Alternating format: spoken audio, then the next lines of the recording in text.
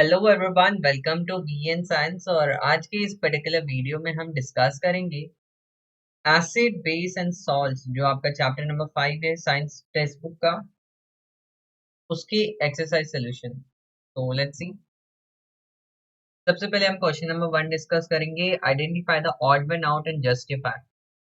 सबसे पहला क्वेश्चन है क्लोराइड, नाइट्रेट, हाइड्राइड, अमोनियम। इसका आंसर क्या होगा? अमोनियम। क्यों? क्लोराइड लिखा है ना, इसका मैं फॉर्मूला बता दूं, जो मॉलिक्यूलर फॉर्मूला होता है इसका, जिसे केमिकल फॉर्मूले भी कहते हैं।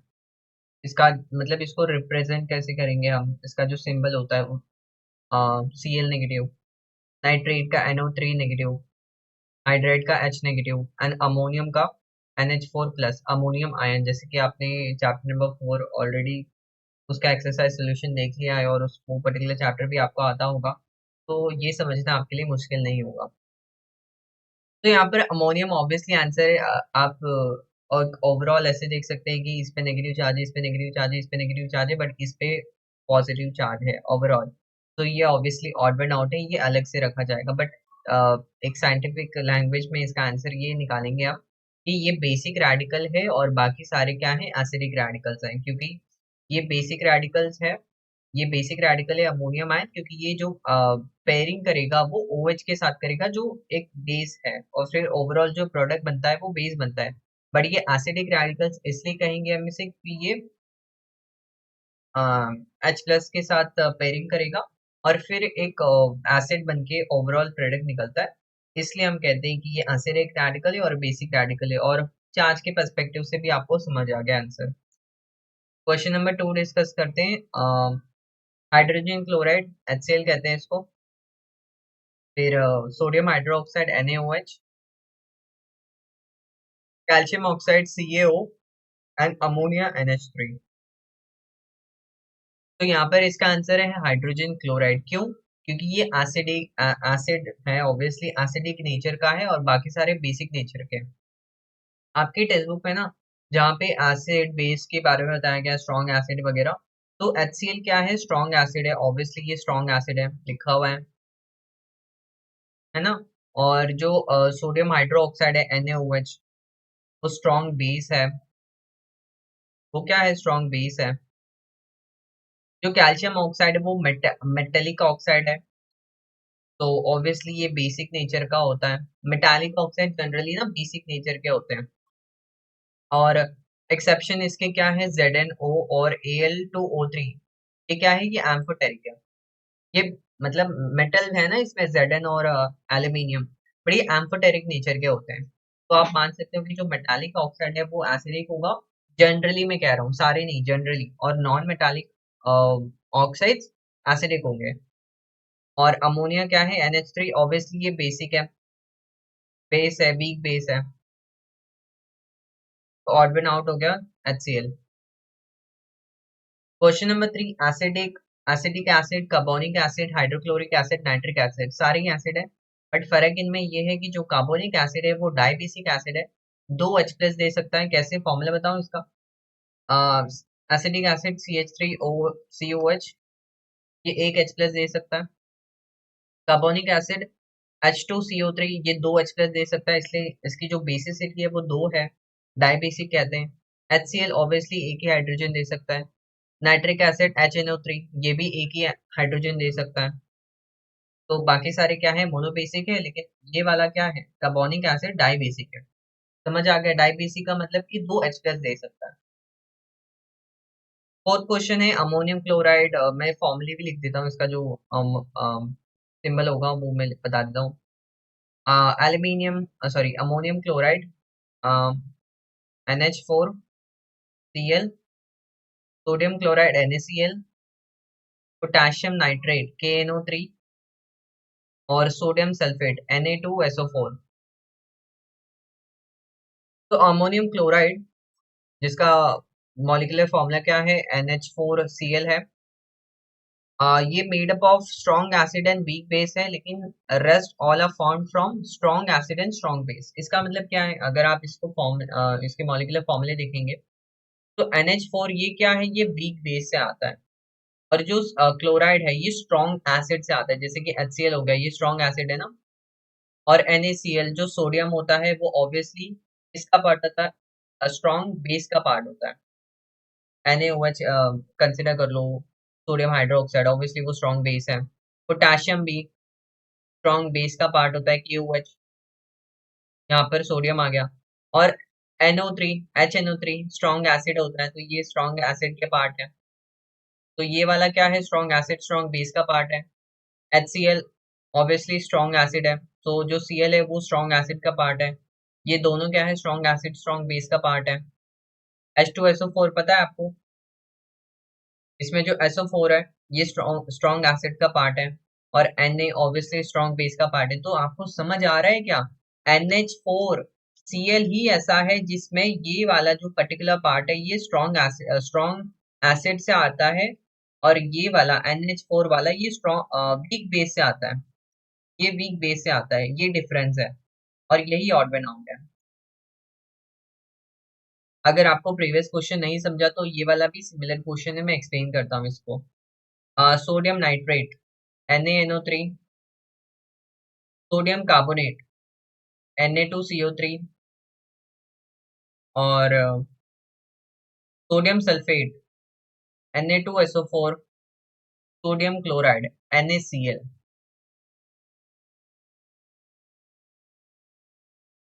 तो सोडियम कार्बोनेट में यहाँ पर क्या है कि ये वीक एसिड और स्ट्रॉन्ग बेस से बना हुआ है सॉल्ट। रेस्ट ऑल क्या है, स्ट्रॉन्ग एसिड और स्ट्रॉन्ग बेस से आए हैं। सोडियम कार्बोनेट मैं फॉर्मूला लिख दूं आप, Na2CO3। तो ये क्या है, ये स्ट्रॉन्ग बेस से आया है, मैं स्ट्रॉन्ग बेस को एस भी लिख रहा हूँ। और CO3 है, ये वीक एसिड का पार्ट है। वीक एसिड क्यों, क्योंकि H2CO3 क्या है, वीक एसिड का पार्ट होता है ना, इसलिए। लेकिन बाकी सारे अगर आप एग्जांपल देखेंगे, सोडियम नाइट्रेट ये स्ट्रॉन्ग बेस का पार्ट है। NaNO3 मैंने प्रीवियस स्लाइड में बताया स्ट्रॉन्ग एसिड का पार्ट है। तो ये overall strong acid strong base से बना है। ऑब्वियसली ये वाला भी स्ट्रॉन्ग एसिड स्ट्रॉन्ग बेस से बना है, ये वाला भी salt strong acid strong base से बना है। बट Na2CO3 वाला वीक एसिड है, इसमें कौन सा वीक एसिड वाला पार्ट, CO3, और स्ट्रॉन्ग बेस वाला पार्ट, तो ऑब्वियसली ऑड बना है। Question number 6, calcium oxide CaO, magnesium oxide MgO, zinc oxide ZnO, और sodium oxide Na2O। Obviously zinc oxide, क्योंकि मैंने बताया था कि एम्फोटेरिक ऑक्साइड है, बाकी सारे बेसिक ऑक्साइड है। और एम्फोटेरिक में एक और क्या है example, Al2O3। Crystalline blue vitriol, crystalline common salt, crystalline ferrous sulphate, crystalline sodium carbonate. इसका ऑड वन आउट होगा क्रिस्टलाइन कॉमन सॉल्ट, क्योंकि इसमें वाटर ऑफ क्रिस्टलाइजेशन होता ही नहीं। देखो वाटर ऑफ क्रिस्टलाइजेशन मतलब ये होता है कि जो वाटर है ना वो क्रिस्टल का पार्ट है, वो एक्चुअली में जो भी जैसे कि ब्लू ब्लू ब्लू विट्रियल है, इसका जो साइंटिफिक नेम है वो कॉपर सल्फेट है, CuSO4। तो CuSO4 क्रिस्टल जब उसका होता है तो ये सिर्फ ऐसा ही नहीं रहता, CuSO4 के एटम्स नहीं रहते हैं, इसके साथ साथ कुछ पर्टिकुलर वाटर भी रहता है, कुछ एक्स अमाउंट में वाटर लिख रहा हूँ मैं, कुछ वाटर भी होता है। तो जो वाटर है वो मॉलिक्यूल का पार्ट है, क्रिस्टल का पार्ट है, इसलिए हम इसे कहते हैं water of crystallisation. But common salt NaCl में नहीं होता, NaCl अपना वैसा ही रहता है स्ट्रक्चर, सिर्फ Na और Cl के ही एटम्स होते हैं उसके पूरे क्रिस्टल में। तो ऑब्वियसली वो वाटर उसका पार्ट नहीं है, तो it does not contain water of crystallisation. Question number 8, sodium chloride NaCl, potassium hydroxide KOH, acetic acid CH3COH, and sodium acetate CH3COONA। इसका ऑड वन आउट आएगा एसिटिक एसिड, क्योंकि ये वीक इलेक्ट्रोलाइट है, पूरा डिसोसिएट नहीं होता जब वाटर में इसको हम डिसॉल्व करते हैं। लेकिन बाकी सारे स्ट्रॉन्ग इलेक्ट्रोलाइट है, स्ट्रॉन्ग इलेक्ट्रोलाइट का मतलब है कि पूरा डिसॉल्व हो जाएगा। सपोज कर लो NaCl है, वाटर में जाकर ये डिसोसिएट हो जाएगा, Na और Cl अलग अलग हो जाएंगे पूरा 100%। और सेम होगा केस पोटेशियम हाइड्रोक्साइड के साथ, सेम होगा केस सोडियम एसिडेट के साथ। लेकिन एसिडिक एसिड के साथ ऐसा नहीं हो सकता। So let us see the question number 2 here. Write down the changes that will be seen in each instance and explain the reason behind it. So the question number 1 says here 50 ml water is added to 50 ml solution of copper sulfate. Let us discuss the answer. Answer is copper sulfate is blue in color. The solution of copper sulfate is blue in color. It is a concentrated solution. When it is blue, the solution is concentrated. When 50 ml water is added to the concentrated solution, it becomes diluted solution. The intensity of the blue color is now different. So earlier, the concentrated solution seems to be dark blue, but later when water is added, it's changed to light blue color. Question number 2. 2 drops of indicator phenolphthalein were added to 10 ml solution of sodium hydroxide. As you all know that sodium hydroxide is base and phenolphthalein is a synthetic indicator, which means phenolphthalein is a lab made indicator and it is used to identify whether it is a base or whether it is a acid. So as you all know that sodium hydroxide is a base. When phenolphthalein drops are added to it, the sodium hydroxide solution will turn pink हो जाएगा solution. So what does it mean? That it is a base. When the solution turns pink when phenolphthalein is added, we got to know that it's a base. If it doesn't, it's acid. Now 2 or 3 fillings of copper were added to 10 ml dilute nitric acid and stirred. Stirred means mix कर दिया उसे. 2 to 3 fillings मतलब copper के pieces. So the answer is when copper metal reacts with dilute nitric acid, the metal does not display hydrogen from the acid like reaction with other metals. Instead, the reaction produces nitric oxide. So here the balance reaction, copper react कर रहा है nitric acid के साथ, dilute nitric acid. So copper nitrate is present here. Nitric oxide releases in water also get as a side product. Question number 4. A litmus paper was dropped into 2 ml dilute HCl, then the 2 ml concentrated NaOH was added to it and stirred. As you all know that blue litmus paper, HCl is hydrochloric acid. Obviously it is an acid. तो जब blue litmus paper को हम उसमें dip करते हैं तो पता चलता है कि जो ब्लू लिटमस है वो रेड टर्न हो गया है. तो हमें पता चलता है कि जो HCl है वो एक एसिड है. अगर हम सेम अमाउंट का NaOH डाल दें, इस colour is added, the colour changes again to blue क्योंकि बेस आ गया. एंड रिमेन्स द सेम क्योंकि न्यूट्रलाइज हो गया. पहले भी ब्लू था, बाद में भी ब्लू हो जाएगा क्योंकि एसिड बेस की न्यूट्रलाइजेशन रिएक्शन हो जाती है. और and red litmus paper shows no change in the hydrochloric acid क्योंकि एसिड ही है. जब NaOH डालेंगे मतलब बेस आ गया तो red turns to blue initially, but the amount of NaOH sufficient to the amount of NaOH is sufficient to the amount of HCl. So what happens is HCl की reaction होती है NaOH के साथ, and you know that कि ये एक strong acid है, ये strong base है. Salt यहाँ पर NaCl बनता है और water release होता है. तो ये कौन सी reaction है? Neutralization reaction है. तो बाद में जो blue color है वो disappear हो जाता है. Equal amount of HCl and NaOH result in formation of NaCl salt and the solvent water. This reaction is called a neutralization reaction. यहाँ पर मैंने reaction भी show कर दी. So base plus acid gives us salt and water. Picture में भी आप देख सकते हैं सब. So the blue turns red and red turns blue. Question number 5. Magnesium oxide was added to a dilute HCl and magnesium oxide was added to a dilute NaOH. So HCl is an acid and NaOH is a base. So magnesium oxide को जब हम reaction करते हैं acid के साथ एक बार और एक बेस के साथ, देखते हैं क्या होता है. magnesium oxide plus dilute HCl ये एक न्यूट्रलाइजेशन रिएक्शन होती है। मैग्नीशियम ऑक्साइड एक इनसॉल्युबल बेस है, ये रिएक्ट करता है डाइल्यूट HCl के साथ to produce a soluble salt. अब ये न्यूट्रलाइजेशन रिएक्शन इसलिए क्योंकि मैग्नीशियम ऑक्साइड है, मैग्नीशियम एक मेटल है और metallic oxide are generally basic, तो ये बेसिक नेचर का हो गया। और एसिड के साथ रिएक्शन करेंगे तो एसिड बेस रिएक्शन कौन सी होती है? Neutralisation reactions. तो एक सॉल्युबल सॉल्ट हमें मिलता है और water, salt and water, MgCl2 magnesium chloride. Base के साथ ये रिएक्शन नहीं शो करेगा। No chemical reaction takes place between magnesium oxide and hydrogen sodium hydroxide. Zinc oxide was added to एक बार HCl में और एक बार NaOH में। जिंक ऑक्साइड रिएक्ट करता है HCl के साथ, जिंक क्लोराइड एंड वाटर। ये न्यूट्रलाइजेशन रिएक्शन, ये बेस की तरह भी एक्ट करता है, act as base when reacted to HCl and the reaction as goes follows. But जब इसको बेस के साथ रिएक्शन करते हैं तो जिंकेट ये फॉर्म करता है। जिंकेट का फॉर्मूला क्या है यहाँ पर? Na2ZnO2 और वाटर भी रिलीज होता है।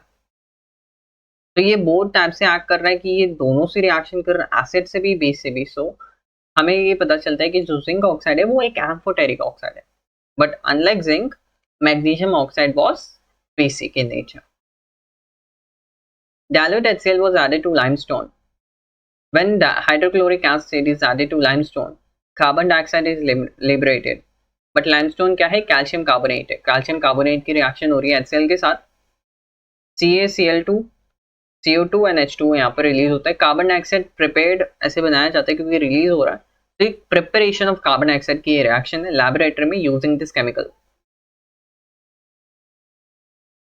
Question number 8, pieces of blue vitriol were heated in a test tube. On cooling, water was added to it. So what happens is जब हम हीट कर रहे होते हैं, जो क्रिस्टलाइन स्ट्रक्चर है ब्लू विट्रॉल का, जिसके पास water of crystallisation as you all know होता है, तो जब इसको हीट करते हैं तो जो वाटर वेपर है वो वेपराइज होता है। This water is a part of crystal structure and it is called water of crystallisation. But जब हम वापस से पानी डालते हैं, वो जो कलरलेस पाउडर था, क्योंकि पानी जो वाटर है उसका वाटर ऑफ क्रिस्टलाइजेशन, अगर वो एक बार वेपराइज हो गया, जो कॉपर सल्फेट है वो क्या हो जाएगा? वो कलरलेस पाउडर बच जाएगा। लेकिन जब अब आपने वापस से वाटर ऐड करेंगे, on adding water to a white powder, वो जो कलर है वो रिस्टोर हो जाएगा, ब्लू विट्रॉल वापस कलर आ जाएगा उसका। Question number 9, dilute H2SO4 was taken in an electrolytic cell and electric current was passed through it. जैसे कि आपको पता है इलेक्ट्रोलिसिस मतलब जो कांस्टेंट है, with the help of electric current हम उसे अलग अलग करते हैं, was passed through it. If pure water is used in electrolytic cell, current does not flow even on putting on switch.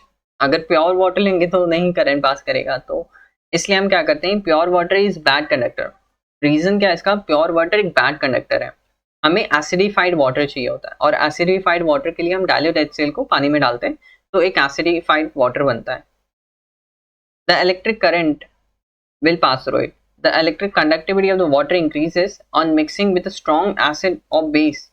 In it, due to dissociation and electrolysis, water takes place. So हमें water की electrolysis करनी है, pure water की नहीं हो सकती क्योंकि current ही नहीं पास करेगा। तो हमें या तो एक स्ट्रॉन्ग एसिड और स्ट्रॉन्ग बेस मिक्स करना होगा ताकि डिसोसिएशन हो जाए and electrolysis of water takes place. H2SO4 एक फुल्ली डिसोसिएट होता है। यहाँ पर एग्जांपल लिया था H2SO4 का एक्वस सोल्यूशन में, तो 2H प्लस क्योंकि दो हाइड्रोजन है, और SO4 negative, 2 negative. H2O is a weak electrolyte and is strong slightly dissociated. जो H2O है वाटर मॉलिक्यूल है, वो वीक इलेक्ट्रोलाइट है, वो जल्दी डिसोसिएट नहीं होता, बट एसिड जल्दी डिसोसिएट होता है क्योंकि एक स्ट्रॉन्ग इलेक्ट्रोलाइट है वो।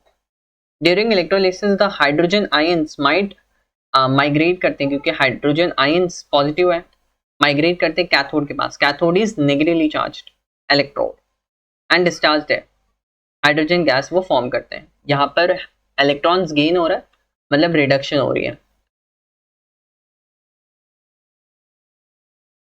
So at cathode it reduction occurs, and at anode oxidation occurs.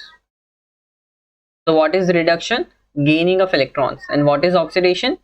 Are donating electrons, giving upon electrons. Electrons there, losing electrons, I would say. So H2 gas liberated at cathode and O2 gas is liberated at anode. For every hydrogen ion discharged at anode, another hydrogen ion is formed at cathode. The net result is that the concentration of the sulfuric acid remains constant and electrolysis of water is overall reaction electrolysis of water होती है. The volume of the hydrogen gas near the formed cathode is double than that of oxygen gas formed near the anode. Question number 3 discuss करते हैं. Classify the following oxides into the 3 types and name the types. तो obviously हमें कुछ oxide दिए हुए जैसे calcium oxide, magnesium oxide, carbon dioxide, sulphur oxide, sulphur trioxide, sodium oxide, ZnO, aluminium oxide, iron का oxide. तो इसको हमें बताना है कि कौन सा एसिडिक है, कौन सा बेसिक है एंड कौन सा एम्फोटेरिक है. तो जनरली जो मेटालिक ऑक्साइड होते हैं वो बेसिक होते हैं नेचर में, और जो नॉन मेटालिक ऑक्साइड है वो एसिडिक होते हैं. बट एक्सेप्शन है कि जो एल्यूमिनियम और जिंक वाला है वो एम्फोटेरिक होता है. एक्सेप्शन है मेटालिक में. तो there are 3 types of oxide: basic, acidic and amphoteric oxides. Basic oxides के एग्जांपल्स ऑब्वियसली मैंने मेटालिक ऑक्साइड बोला था कि बेसिक होते हैं. तो calcium oxide, magnesium oxide, sodium oxide, iron oxide. Acidic oxide में obviously non metallic carbon non metal है, सल्फर नॉन मेटल है, CO2, SO3. एम्फोटेरिक में मैंने बताया ZnO and Al2O3. Question number 4 ये है: explain by drawing a figure of electronic configuration formation of sodium chloride from sodium and chloride. तो हमें sodium के इलेक्ट्रॉनिक कॉन्फ़िगरेशन ड्रॉ करना है, क्लोरीन का ड्रॉ करना है एंड सोडियम क्लोराइड हमें बनाना है जो कंपाउंड है. तो as you can see here कि जो सोडियम है Na281 कि पहले शेल में 2 इलेक्ट्रॉन्स, फिर सेकेंड शेल में 8 इलेक्ट्रॉन्स एंड थर्ड जो आउटरमोस्ट शेल है उसमें 1 इलेक्ट्रॉन होता है जो वो डोनेट करता है क्लोरीन को, जिससे क्लोरीन की जो इलेक्ट्रॉनिक कॉन्फ़िगरेशन है बाद में यहाँ पर सोडियम की 28 होगी और जो क्लोरीन है उसकी 288 होगी. तो दोनों ने स्टेबिलिटी अटेन कर ली है NaCl with an any compound. Obviously यहाँ पर जो सोडियम है उस पर +1 का चार्ज आया है क्योंकि उसने एक इलेक्ट्रॉन डोनेट किया है और क्लोरीन ने एक इलेक्ट्रॉन लिया है, एक्सेप्ट किया है, तो negative charge. Question number 2: formation of magnesium chloride from magnesium and chlorine. तो as you can see here कि जो मैग्नीशियम है जो इलेक्ट्रॉनिक कॉन्फ़िगरेशन 282 है, जो आउटरमोस्ट शेल है उसमें 2 इलेक्ट्रॉन्स है, मतलब जो मैग्नीशियम है वो 2 इलेक्ट्रॉन दे सकता है. और यहाँ पर 2 क्लोरीन एटम्स क्यों हैं? क्योंकि एक क्लोरीन एटम तो 1 इलेक्ट्रॉन ले सकता है, 2 इलेक्ट्रॉन एक्सेप्ट करने के लिए 2 क्लोरीन एटम्स हैं. जब ये इलेक्ट्रॉन एक्सेप्ट कर लेते हैं, जो क्लोरीन है उसकी इलेक्ट्रॉनिक कॉन्फ़िगरेशन 288 होती है एंड जो मैग्नीशियम है 28 होती है. और ऑब्वियसली इसने 2 इलेक्ट्रॉन डोनेट किया है, +2 का चार्ज आएगा, और जो क्लोरीन है उसने एक इलेक्ट्रॉन गेन किया है, तो एक क्लोरीन एटम पे एक negative charge. So we'll discuss question number 5. Show the dissociation of the following compounds and dissolving on water with the help of the chemical equation and write whether the proportion of the dissociation is small or large. सबसे पहला है hydrochloric acid और HCl. इसको water में dissolve करते हैं. तो here it happens HCl water dissociation होगी, H+ निकलेगा, Cl negative ion. Hydrochloric acid एक स्ट्रॉन्ग एसिड है, वो डिसॉल्व कंप्लीटली हो जाता है, dissociate almost completely and the resulting aqueous solution contain mainly H+ ions and concern acidic radical. ये concern acidic radical है और the proportion of the dissociation is large. Second is sodium chloride NaCl. ये dissociate होता है और Na plus and Cl negative निकलता है. When an ionic compound begins to dissolve in water, the water molecule push themselves in between the positive and negative ions. तो यहाँ पे भी जो proportion of dissociation है वो लार्ज होगा, क्योंकि वाटर के मॉलिक्यूल्स हेल्प करते हैं इनको डिसोसिएट होने में. पोटेशियम हाइड्रोक्साइड KOH, ये भी वाटर में डिसोशिएट होता है as K+ and OH negative. ये एक स्ट्रॉन्ग बेस है, जैसे HCl एक स्ट्रॉन्ग एसिड है, potassium hydroxide is a strong base, and जब इसको डिसॉल्व करते हैं ये भी डिसॉल्व होता है completely and releases OH negative ion and concern basic radical K+. So the proportion of dissociation is large. Ammonia को जब हम वाटर डिसोसिएट करते हैं तो NaH4 प्लस ये कटायन बनता है और OH नेगेटिव ये अनायन बनता है. अमोनिया डिसॉल्व होता है वाटर में NH4OH अमोनियम हाइड्रोक्साइड बनता है. पहले तो ये बनता है NH4OH ammonium hydroxide, but NaH4OH does not dissociate completely, क्योंकि ये एक वीक बेस है. ये वीक बेस है, पूरा डिसोसिएट नहीं होता, थोड़ा डिसोसिएशन होती है. So we can say that a small proportion of OH negative ions and basic radical along with a large proportion of undissolved, ज़्यादा डिसोसिएट नहीं होगा. सॉल्यूशन में मेनली NH4OH ऐसे ही मिलेगा, undissociated molecules of the base NH4OH, क्योंकि ये week base है, dissociate नहीं होता बहुत ज़्यादा, and also the proportion is small. Acetic acid CH3COH, acetic acid dissociate small amount में होता है, H+ रिलीज होता है और CH3COO नेगेटिव. एसिडिक एसिड एक वीक एसिड है, बहुत ज़्यादा डिसॉल्व नहीं, डिसोसिएट नहीं होता, नॉट डिसोसिएटेड कंप्लीटली. तो जो लार्ज प्रोपोर्शन है वो अनडिसोसिएटेड मॉलिक्यूल्स होता है एसिड का, और स्मॉल प्रोपोर्शन में H+ आयन होता है. So we can write the proportion of dissociation is small. Magnesium chloride, magnesium chloride को हम कहते हैं MgCl2. वाटर में डिसोसिएट करते हैं तो ये कंप्लीटली डिसोसिएट होता है, क्योंकि आयनिक कंपाउंड है. जैसे NaCl था आयनिक कंपाउंड, वैसे ये भी आयनिक कंपाउंड है. ये पूरा डिसोसिएट होता है, वाटर मॉलिक्यूल्स हेल्प करते हैं इनको डिसोसिएट होने में. So we can write the proportion of dissociation is large. Question number 7 is copper sulphate. Copper sulphate को जब वाटर में डिसॉल्व करते हैं, ये भी एक आयनिक कंपाउंड है. ये कॉपर आयंस में और सल्फेट आयंस में डिसोसिएट होता है, एंड वाटर मॉलिक्यूल्स इन्हें खुद हेल्प करते हैं, जो पुश करते हैं कटायन पॉजिटिव को और नेगेटिव को एक दूसरे से. तो डिसोसिएशन इसकी लार्ज है. The proportion of dissociation is large. We'll discuss question number 6. Write down the concentration of each of the following solutions in gram per liter, mole per liter. Given info हमारे पास है 7. पहला question है 7.3 ग्राम HCl in 100 ml solution. What we write as given is mass of HCl is 7.3 gram, volume of solution 100 ml, and since you know 1000 ml is 1 liter, इसको अगर हम 10 से divide करते हैं बोथ साइड में, तो 100 ml which is equal to 1/10 और 0.1 litre. समझ गए. मॉलिक्यूलर मास HCl का 36.5 डाल्टन, क्योंकि एक एटम है हाइड्रोजन का और एक एटम है क्लोरीन का, दोनों को मास ऐड करते हैं 36.5 आता है dalton. To find concentration of solution in gram पर litre and mole per litre.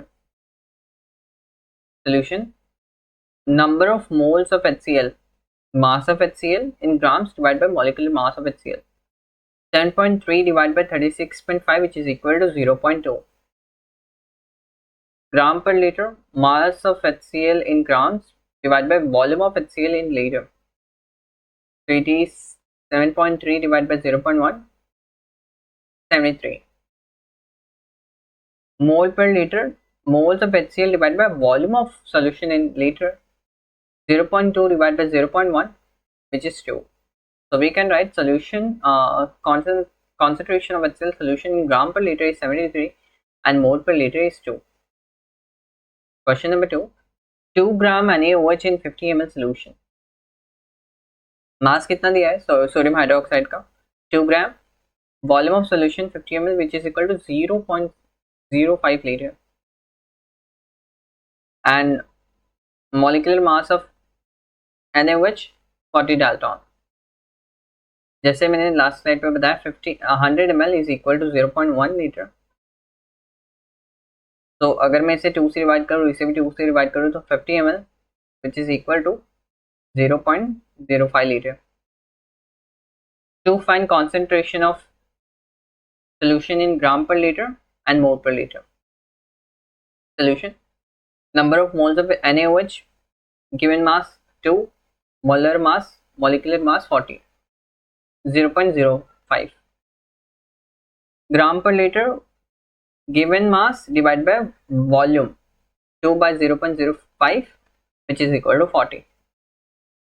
Mole per liter of NaOH, number of moles divided by volume of solution in liters, 0.05 divided by 0.05, which is equal to 1. So we can write concentration of NaOH in gram per liter is 40 and mole per liter is 1. 3 gram CH3COH in 100 ml of solution. Mass of acetic acid 3 gram. Volume of solution 100 ml जैसे 0.1 होता है. Molecular mass 60. CH3COH का 60. Concentration of solution in gram per liter and mole per liter. So number of moles 3 divided by 60, 0.05. Gram per liter, gram divided by volume of solution in gram, a liter. 3 divided by 0.1. कैसे solve करेंगे इसे? 0.1 को आप लिख सकते हो 1 by 10. तो 1 और 10, ये 10 ऊपर जाएगा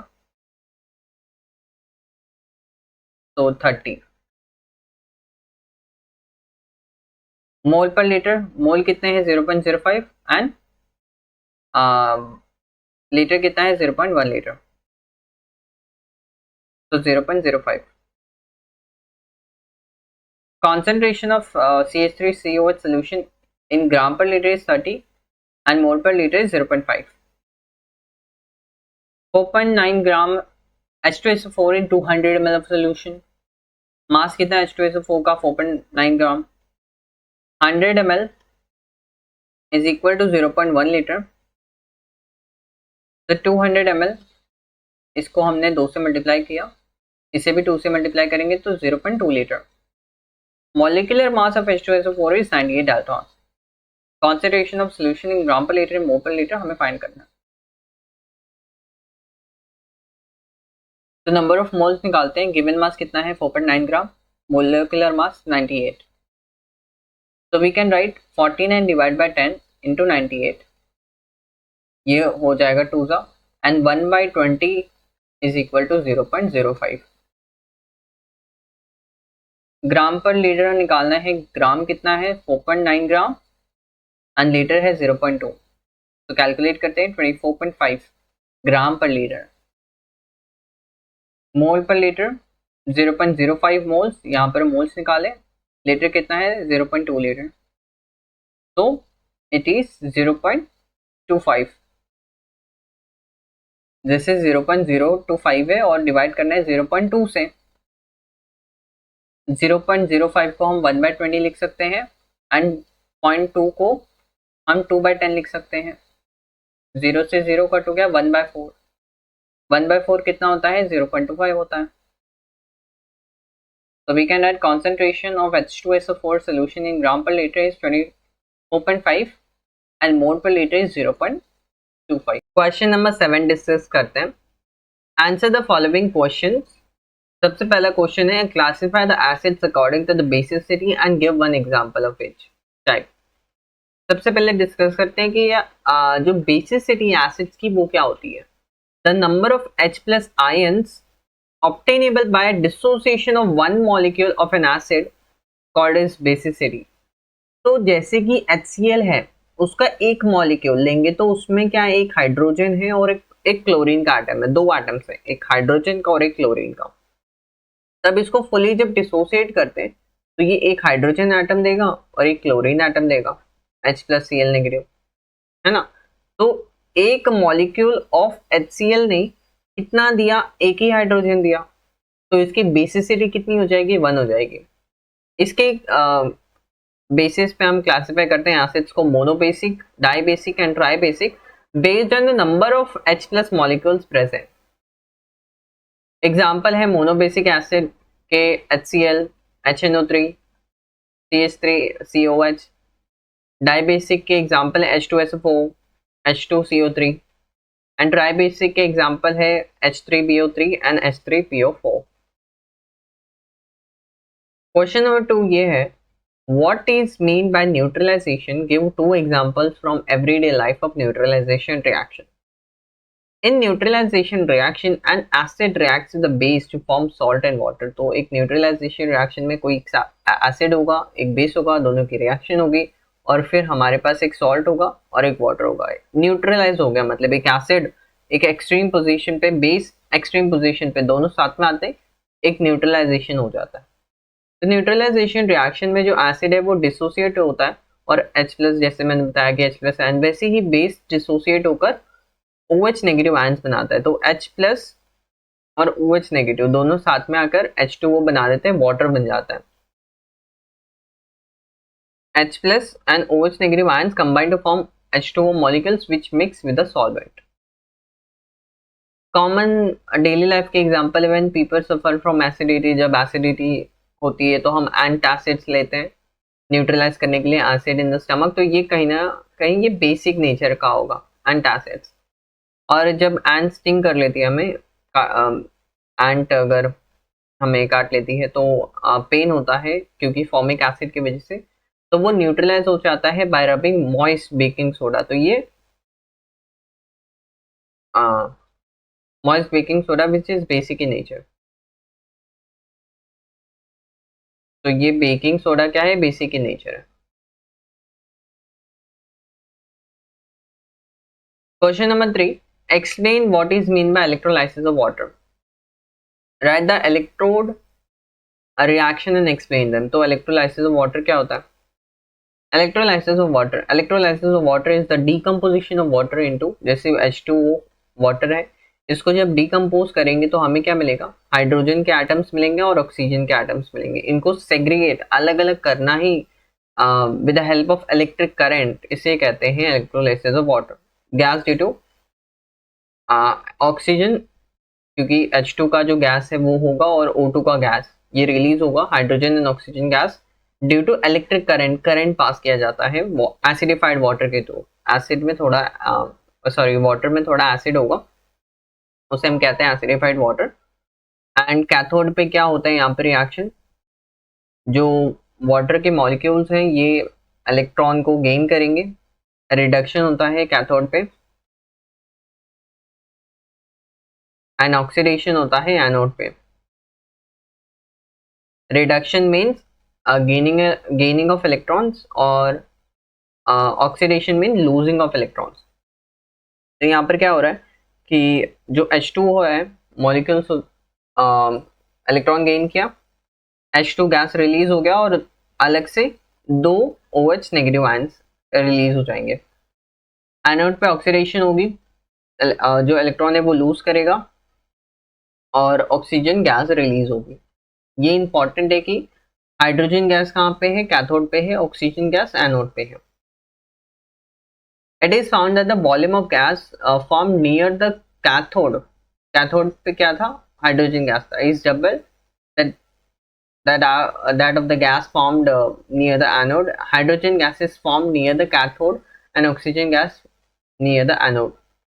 तो जैसे यहाँ पर लिखा हुआ है कि volume of the gas near the cathode वो डबल है। क्यों डबल है, इसको थोड़ा एक्सप्लेन करता हूँ। जैसे कि एक H2O का मॉलिक्यूल है, एक मॉलिक्यूल है, ठीक है, ये H2 और O2 हमें रिलीज करके देगा, लेकिन रिएक्शन बैलेंस करनी पड़ेगी। जैसे यहाँ पर 2 हाइड्रोजन है, यहाँ पर 2 हाइड्रोजन है, लेकिन यहाँ पर एक ही ऑक्सीजन है, यहाँ पर 2 है, तो इसको हम क्या कर देते हैं, 2 कर देते हैं। टोटल हाइड्रोजन 4 हाइड्रोजन हो जाता है, इसको 2 से मल्टीप्लाई कर देते हैं, यहाँ पर 4 हाइड्रोजन 2 ऑक्सीजन, और ये रिएक्शन बैलेंस होती है। तो यू कैन अंडरस्टैंड हियर कि जो 2 मॉलिक्यूल है ऑक्सीजन, वाटर मॉलिक्यूल है, 2 मॉलिक्यूल्स ऑफ वाटर हमें 2 मॉलिक्यूल्स ऑफ H2 गैस देता है, लेकिन सेम 2 मॉलिक्यूल्स ऑफ वाटर हमें कितना देता है, 1 molecule of oxygen gas. That's why यहाँ पर लिखा हुआ है कि जो वॉल्यूम है गैस की वो कैथोड पे डबल है, क्योंकि कैथोड पे हाइड्रोजन गैस है। From this it is clear that electrolysis of water has taken place and its constituent elements hydrogen and oxygen have been released. Question number 8, write the chemical equations for the following activities. NaOH solution was added to HCl solution. When NaOH react with क्योंकि NaOH base है, HCl acid है, ये neutralisation reaction होगा, NaCl salt यहाँ पर form होगा and water, neutralisation reaction है ये, sodium hydroxide, hydrochloric acid, sodium chloride and water. Zinc dust add कर दिया हमने डाइल्यूट सल्फ्यूरिक एसिड में H2SO4. When zinc react with dilute sulfuric acid, it form zinc sulfate and hydrogen gas is liberated. Zinc sulfate ZnSO4 and hydrogen gas liberate होगा यहाँ। Dilute nitric acid was added to calcium oxide. When dilute nitric acid react करता है calcium oxide के साथ, it forms calcium nitrate and water. HNO3 plus CaO, calcium nitrate and water. Carbon dioxide gas was passed through KOH solution. When carbon dioxide gas react with potassium hydroxide, it forms potassium carbonate and water. So CO2 plus KOH reaction balance के यहाँ पर 2 लगाया, K2CO3 potassium carbonate and water. Dilute HCl was poured, baking soda पे डाल दिया dilute HCl. When sodium bicarbonate NaHCO3 sodium bicarbonate react with HCl hydrochloric acid, it forms sodium chloride NaCl, carbon dioxide CO2 and water H2O. So the reaction as follows, NaHCO3 HCl के साथ reaction करके NaCl जो salt है यहाँ पर, water भी है और कार्बन डाइऑक्साइड भी रिलीज हो रहा है। Question number 9, state the difference between acid and base. So what are acids? A substance जो लिबरेट करेगा H plus ion when dissolved in water उसे एसिड कहते हैं, और बेस जो लिबरेट करेगा OH negative ions when dissolved in water उसे कहते हैं base. Blue litmus paper turns red in acid and red litmus paper turns blue in base. pH of an acid less than 7 and pH of the base is greater than 7. Acids are sour in taste, खट्टे होते हैं, and bases bitter to taste, कड़वे होते हैं। Cation and anion. Cations are वैसे ions होंगे जिसपे net positive charge है, एंड आयंस पे नेट नेगेटिव चार्ज है। Cations are generally formed by metals, and क्योंकि मेटल्स जो है वो डोनेट कर रहे हैं इलेक्ट्रॉन को, उन पे नेट पॉजिटिव चार्ज आता है। Anions generally formed by non metals, क्योंकि टेंडेंसी होती है टू एक्सेप्ट इलेक्ट्रॉन्स, तो net negative charge. Cations are attracted towards cathode, cations के पास पॉजिटिव चार्ज होगा, एंड अट्रैक्टेड टुवर्ड्स कैथोड, क्योंकि कैथोड नेगेटिवली चार्ज इलेक्ट्रॉन्स है, एंड एनायंस नेगेटिवली चार्ज है, वो पॉजिटिवली चार्ज इलेक्ट्रॉन जो एनोड है उसकी तरफ अट्रैक्ट होते हैं। Negative electrode and positive electrode. Negative electrode को हम कैथोड कहते हैं, पॉजिटिव इलेक्ट्रोड को हम कहते हैं anode. Positively charge cation move towards cathode, जैसे मैंने लास्ट स्लाइड पर बताया, पॉजिटिवली चार्ज जो कैटायन से मूव टुवर्ड्स कैथोड और नेगेटिव इलेक्ट्रोड। एग्जांपल इसका दिया हुआ है carbon rod. Negatively charge anions move towards anode और positive electrode. Example for example thick copper plate.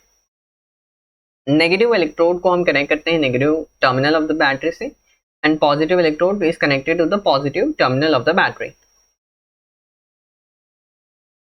Question number 10. Classify the aqueous solution of the following substances according to the pH into three groups. 7 pH होगी, more than 7, less than 7. 7 होगी तो neutral, more than 7 तो base, and less than 7 तो acidic. ये इसके aqueous solution हमें बताने हैं कि pH कितनी होगी, common salt and all. तो pH 7 किसकी होगी? Aqueous solution of common salt, aqueous solution of potassium bromide. pH more than 7 basic होगा solution in nature. Aqueous solution of sodium acetate, aqueous solution of sodium carbonate, aqueous solution of ammonia and aqueous solution of calcium hydroxide. pH less than 7, so the solution is acidic in nature. Aqueous solution of sulfur dioxide, aqueous solution of hydrogen chloride, hydrogen chloride obviously acid. Aqueous solution of carbon dioxide, aqueous solution of ammonium chloride, aqueous solution of vinegar. So this is the answer. So here we have Cervante Arrhenius sir. एक fun fact है इनके बारे में कि Arrhenius ने propose किया था the theory of electrolytic dissociation, कि कैसे एसिड बेस सॉल्ट्स डिसोसिएट होते हैं आयंस में जब वाटर में इनको डिसॉल्व किया जाता है। तो और इनकी बिहाफ पे ये मैं रिक्वेस्ट करता हूँ कि प्लीज़ सब लाइक करें अगर आपको ये एक्सप्लेनेशन वीडियो पसंद आया है, शेयर करें अपने फ्रेंड्स के साथ भी ताकि उनकी भी हेल्प हो, and also subscribe the channel ताकि आपको नोटिफिकेशन ऑन टाइम होते रहे। Thank you for watching this video.